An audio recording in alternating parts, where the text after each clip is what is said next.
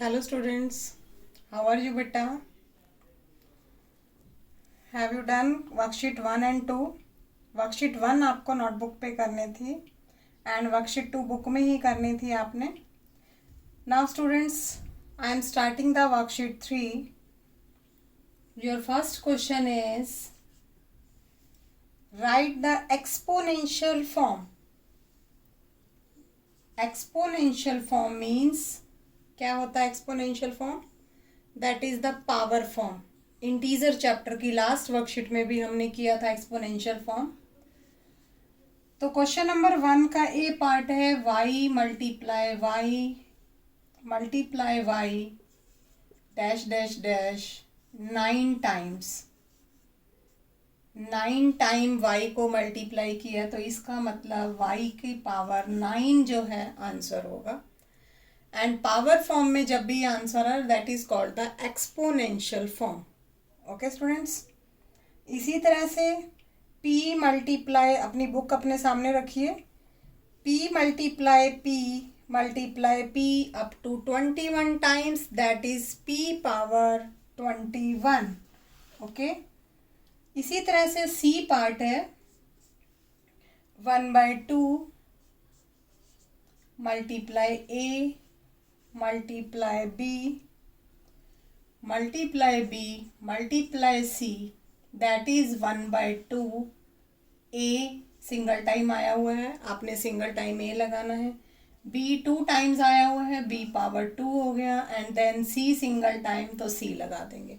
This is called the exponential form.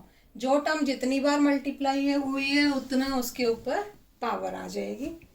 Okay students, इसी तरह से सारे पार्ट्स आपको करने हैं इसके d e f. अब जैसे g पार्ट है, इसका g part is -a multiply, क्योंकि माइनस का नंबर है इसको, इसलिए हमने इसको ब्रैकेट में लिया हुआ है, डैश डैश डैश 17 टाइम्स. तो इसका आंसर आप कैसे लिखेंगे? -a पावर 17, क्योंकि 17 टाइम मल्टीप्लाई हो रहा है तो पावर 17. ओके, माइनस का नंबर है, ब्रैकेट में लिया हुआ है, तो यहाँ पर भी आपने -a ब्रैकेट में लेने के बाद ही पावर लगानी है. तो इस तरह से आपको क्वेश्चन नंबर 1 करना है बेटा. नेक्स्ट आपका क्वेश्चन नंबर 2 है राइट द प्रोडक्ट फॉर्म. वहाँ पर पावर फॉर्म दी हुई है, यहाँ पर पावर फॉर्म गिवन है और आपको प्रोडक्ट फॉर्म लिखनी है. अब जैसे कि आपको पार्ट करवा रही हूँ मैं, जैसे आपका सी पार्ट है, सी पार्ट के अंदर 3/4 x² yz.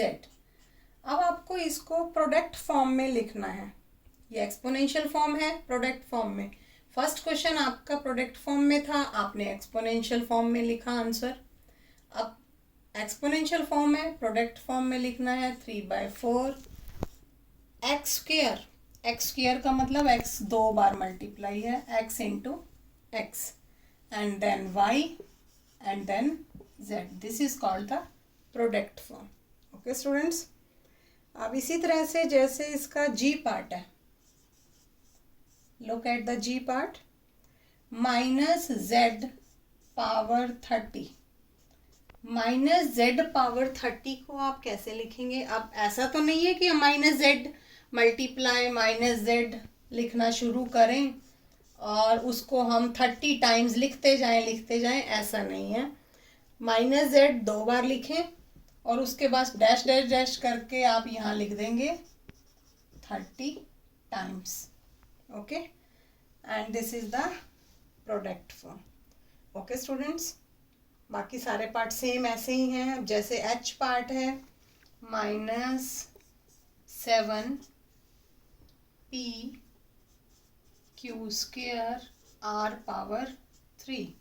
प्रोडक्ट फॉर्म लिखनी है -7 मल्टीप्लाई p मल्टीप्लाई q 2 बार है, q इंटू q, r के ऊपर 3 पावर है, 3 बार लिखेंगे उसको and this is your answer. Okay students, तो this was question number 1 and 2.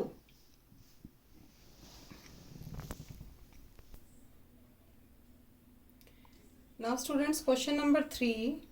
Write the product form of 3x power 3. आपसे कहा है कि इसकी प्रोडक्ट फॉर्म लिखिए और दूसरा नंबर है 3x पावर 3, इसमें ब्रैकेट नहीं है. इन दोनों की प्रोडक्ट फॉर्म लिखिए and are the result same. क्या दोनों के रिजल्ट सेम आएंगे? अब आप देखिए 3x पावर 3. 3x पावर 3 का मतलब क्या है? 3x जो है उसको हमने कितनी बार मल्टीप्लाई किया? 3 बार. क्योंकि ये ब्रैकेट में था, पावर उसके ऊपर थी, तो हमने एज इट इज़ ब्रैकेट रखी 3x into 3x into 3x. अब दूसरा नंबर लेते हैं. 3 दिया हुआ है पहले, x पावर 3. अब पावर जो है सिर्फ x पे है, इस 3 के ऊपर नहीं है, तो वो 3 तो हमने लगा दिया. x पावर 3 का मतलब x को हम कितनी बार लिखेंगे? 3 बार लिखेंगे. क्या दोनों सेम है? Both are not same. तो आप लिखेंगे नो. आपसे पूछा है क्या ये दोनों नंबर सेम है? No, these are not same. ठीक है, समझ आया? This is 3x power 3 and this is 3x power 3. Okay students, now question number 4 करने जा रहे हैं. Write the coefficient of x in 2x. Coefficient क्या होता है? क्वेश्चन 4 बता रही हूं मैं आपको.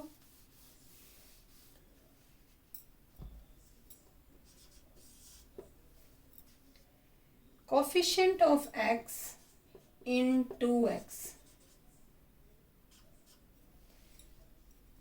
2x आपकी स्टेटमेंट है. 2x स्टेटमेंट के अंदर आपसे कहा है कि इस स्टेटमेंट में x का कोफिशिएंट क्या होगा, यानी कि x के साथ जो भी नंबर लगा हुआ है दैट इज द कोफिशिएंट. तो इसका कोफिशिएंट क्या होगा? 2. ओके. अब जैसे है a इन -9a, कोफिशिएंट क्या होगा? a in -9a. -9a is your statement. उसमें a का कोफिशिएंट यानी a को छोड़कर बाकी क्या बचा? -9. तो -9 इज द कोफिशिएंट. यानी जो जिसका कोफिशिएंट पूछा है उस नंबर को छोड़ के बाकी जो है वो आपका आंसर होगा. अब जैसे कि इसका डी पार्ट है, b इन -8abc. b इन -8abc. b का कोफिशिएंट बताना है तो b को छोड़ दीजिए. b को छोड़ देंगे तो बाकी क्या है? -8ac. This is your answer. This is the coefficient. Okay, यानी b का कोफिशिएंट पूछा है तो b के साथ जो भी नंबर है that is the coefficient of that number. Okay students, अब जैसे है E part, a in -a.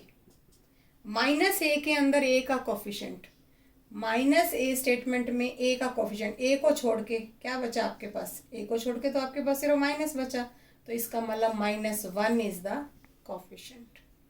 Okay students, and जैसे कि y इन y है, y इन y, तो y के अंदर y को ही खत्म कर देंगे तो बाकी क्या बचेगा? 1. 0 नहीं, क्योंकि 1 is multiply by that number. Answer is same. Okay, बाकी सम एज इट इज ही हैं, अपने आप करेंगे आप. तो these are the coefficients in worksheet 4. Sorry, question number 4. Okay students, बेटा sum number 5. Identify the following statements as constant और वेरिएबल्स. अब आपको ये बताने जा रही हूँ मैं कि कांस्टेंट क्या होता है और वेरिएबल्स क्या होते हैं. कांस्टेंट मीन्स जिसकी वैल्यू फिक्स है, चेंज नहीं हो सकती, और वेरिएबल मीन्स जिनकी वैल्यू चेंज हो जाती है, दैट इज वेरिएबल. तो क्वेश्चन है आपके, number of mangoes in 1 dozen mango. 1 dozen में नंबर ऑफ मैंगोज कितने होते हैं? 12 होते हैं. ऐसा तो नहीं कि एक दिन 12 है एक दिन 13 हो जाएंगे, ऐसा नहीं है. फिक्स है 12 है, तो जो चीज फिक्स है that answer is constant. Okay. Second है number of centimetre in metre, that is also constant. कितने सेंटीमीटर होते हैं 1 मीटर के अंदर? 1 मीटर में 100 centimetre, that is fix. Temperature in a day, that is not fix. Morning temperature कुछ है, evening temperature कुछ है, चेंज हो सकता है बार बार, तो that is variable. Okay. Degree in right angle, that is also constant, क्योंकि राइट एंगल ऑलवेज 90 डिग्री का होता है। Degree in acute angle, that is not constant, क्योंकि एक्यूट एंगल 0 से 90 के बीच में कोई भी हो सकता है, 10, 20, 30, 40 कुछ भी हो सकता है, that is variable. Okay.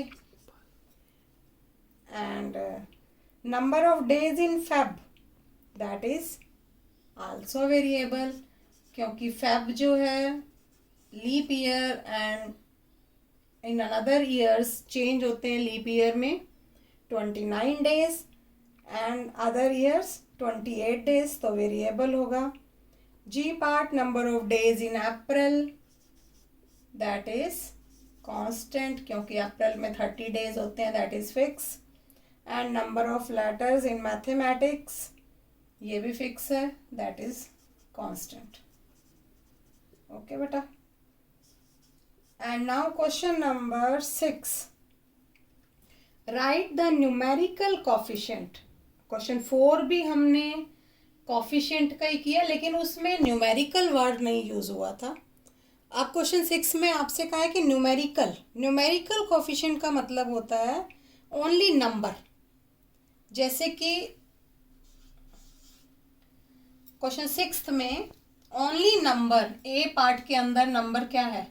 Only 2, तो इसका 2 आंसर आएगा। बी पार्ट में नंबर क्या है? 3, तो इसका आंसर क्या होगा? 3। ओनली न्यूमेरिकल नंबर बताना है सिर्फ। सी पार्ट में 1/4 नंबर है, तो आपने सिर्फ नंबर 1/4 बताना है, that is the coefficient. D part के अंदर ए का कोफिशिएंट नंबर कुछ भी नहीं दिया हुआ, इट मीन्स 1 है। ई पार्ट के अंदर माइनस दिया हुआ, तो इसका मतलब -1 है। तो ओनली आपको नंबर्स बताने हैं, that is the numerical coefficient. Okay students, तो आज हमने वर्कशीट 3 कंप्लीट की है। आप अपनी फेयर नोटबुक में कंप्लीट करेंगे और आपके पास मैसेज पहुंच चुका है कि अब आपको अपनी नोटबुक्स जो हैं वो स्कूल में देनी है। स्कूल में बेटा सब बच्चों को इकट्ठे नहीं देनी, आपके पास मैसेज पहुंच जाएगा किस बच्चे को देनी है। एक लिस्ट आपके पास पहुंच गई है, पहले उन बच्चों ने देनी है, जब वो चेक हो जाएंगी तो नेक्स्ट लिस्ट आ जाएगी। आप अपनी कॉपी कंप्लीट करते रहिए। ओके स्टूडेंट्स, ओके बेटा, हैव ए नाइस डे।